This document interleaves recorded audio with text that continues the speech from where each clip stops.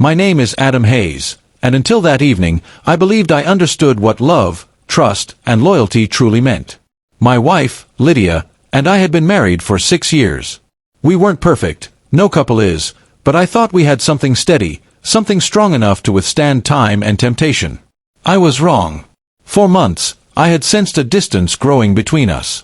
She laughed less, avoided eye contact more, and her phone became an extension of her hand. I tried to convince myself it was just stress from work or exhaustion.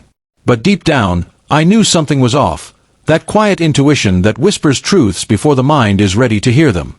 I didn't want to believe it, but denial only lasts so long. It all came to light on a Friday evening.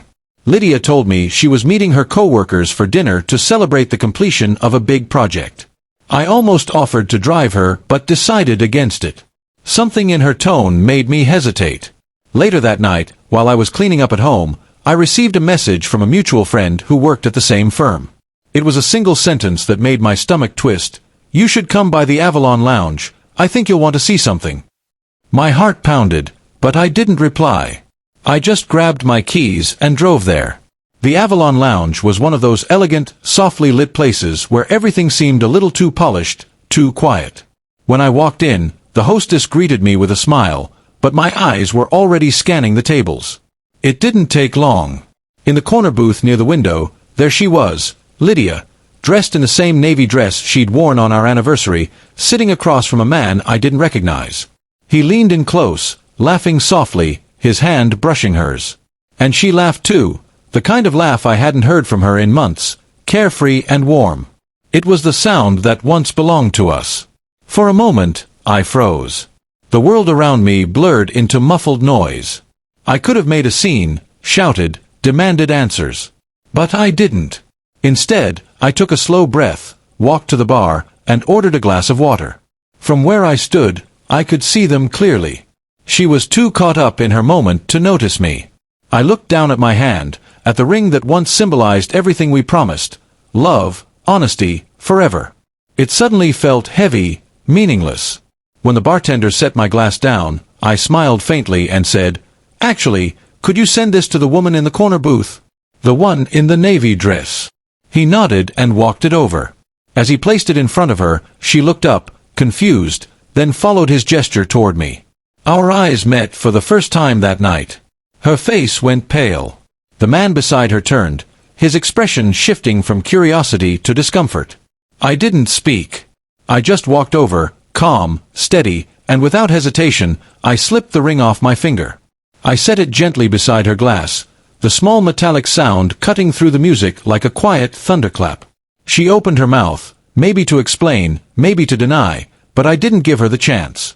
I smiled, not in anger, not in mockery, just a small, tired smile that said everything words couldn't. Then I turned around and walked away. I didn't look back. I didn't need to. Some moments are final even before they end. The night air outside felt cold, sharp, and strangely freeing.